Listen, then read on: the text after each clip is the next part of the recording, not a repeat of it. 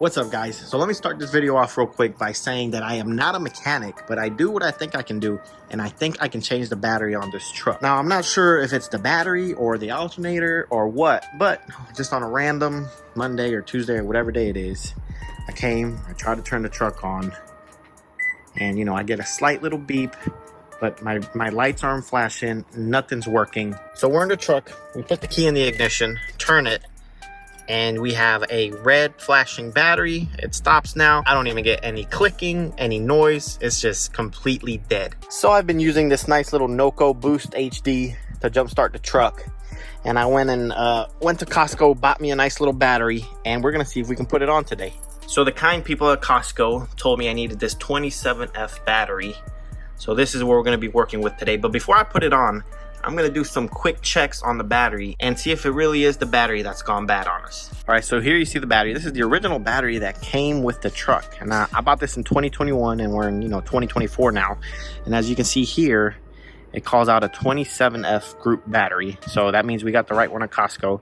It doesn't look bad. I mean, I don't see any corrosion on there. I don't see anything too crazy going on with the battery. But we're gonna get our little volt reader and see what type of voltage this is reading. All right, so we have this little tool here. And according to Google, the battery should be reading like 12.6 volts while the truck is off. That's a healthy battery. So let's go ahead and check what it says. So you're just gonna take your positive little red cable here, put it on the red side, and then your ground or black cable, and we're gonna touch this side, and the battery is reading 12.6. so technically that means it's good. So maybe it's not the battery. So the battery in the truck is reading higher voltage than the one from Costco. It's reading 12.6 volts, and the interstate battery is reading 12.5 volts. But regardless, we know there's something wrong with the battery. The truck's not turning on. I have this little spray here that I used to use on an older Tacoma that did get a lot of like battery rust. So you just spray this thing on there. It will let you know if there was any acid leaking, and then you kind of just wipe off the foam. So let's see if we get any pink foam. I think it's pink foam. That means you have, it says turns pink on contact with acid. So let's see if we have acid. So we're gonna give it a good shake here and just kind of lightly spray on there. So we have pink. So that means there is some type of leak on this battery or acid.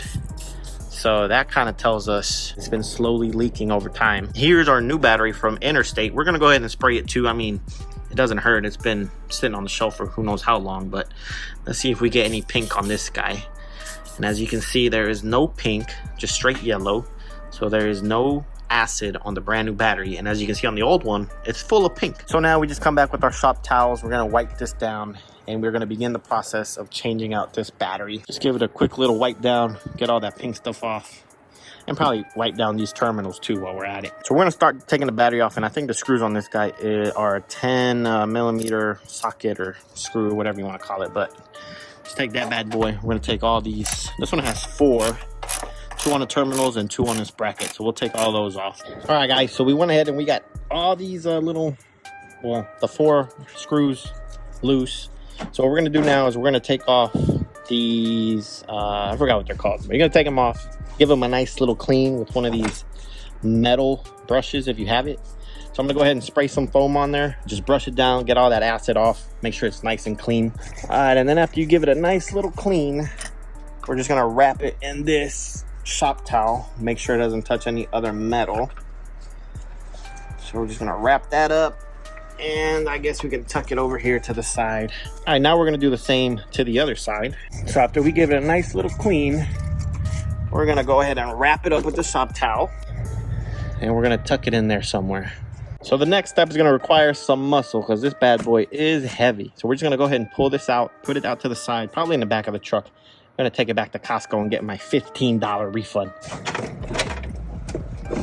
So with the battery out, we're gonna go ahead and just clean up that little debris, these little leaves and whatnot that's in there that was collecting under the old battery. And we're gonna go ahead and put in the brand new battery we got. All right, I busted out my flashlight because it's getting a little dark, but that looks like a perfect fit in there. So we're gonna go ahead and wipe down this yellow stuff I sprayed on there earlier.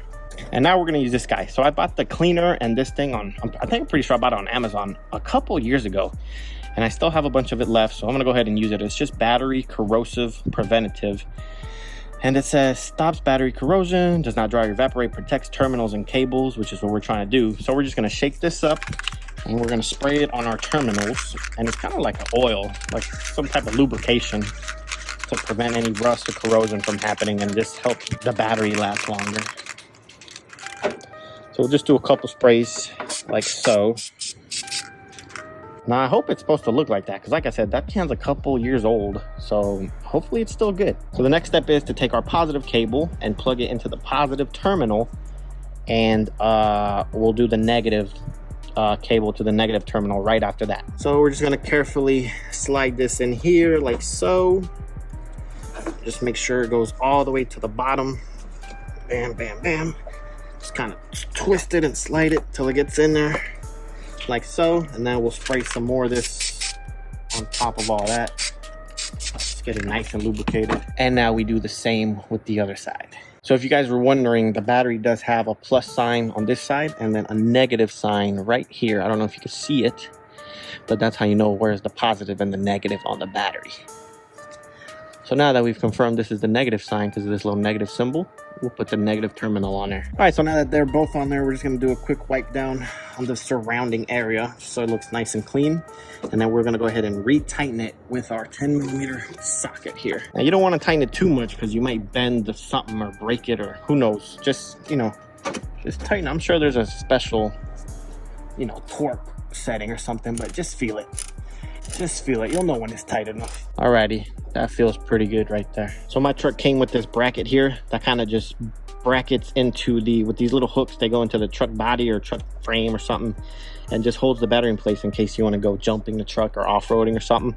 The battery just doesn't bounce around in there. So you just take these little hooks. There's holes down here on the sides. You put the hooks through the holes and then you tighten it up top. So again, you don't want to over tighten it. Just make sure it's nice and snug, and that'll be just fine. All right, so let's make sure nothing's loose here. Everything's nice and snug. We'll go ahead and put this cap back over this thing. Let you know that's the positive side of the battery. Make sure that clips into place. We'll remove all our tools from the engine bay because we definitely don't need something else messing up in here. All right, so there you go. Now we have the new battery installed. We're gonna retest it again. So when we tested the bad battery, which I'm assuming was the bad battery, it was like a 12.6. So let's see what this new battery is reading. When it was off the truck, it was reading like 12.5. I don't know if it being on the truck, it's gonna read something else, but let's see. So I don't know if you can see, but it's reading 12.4, which is less than what the bad battery was reading. So me not knowing what I'm doing, I would see that as a bad thing, because how's the old battery showing a higher voltage than the new battery? So I was hoping that the new battery would have much higher voltage, but that test failed. So now we're on to the test number 2, which is using our key fob to lock it and unlock it.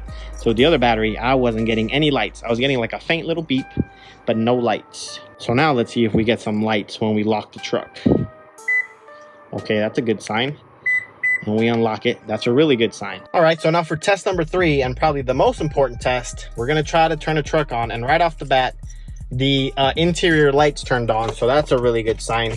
We're gonna flip it to the ignition, and we have all the lights turning on. We got some beeping, we got the radio turning on. That little red battery is there, but it's not blinking and disappearing. So now, let's turn it on and see if we fix the problem. Oh, we got power. We got power in here, ladies and gentlemen. Now I'm gonna do one more voltometer reading on the battery while the truck is running, because I read on Google that it's supposed to be like at 13.6 to 14 volts or something. I need to get my oil changed, that's why it says that. But other than that, we're good.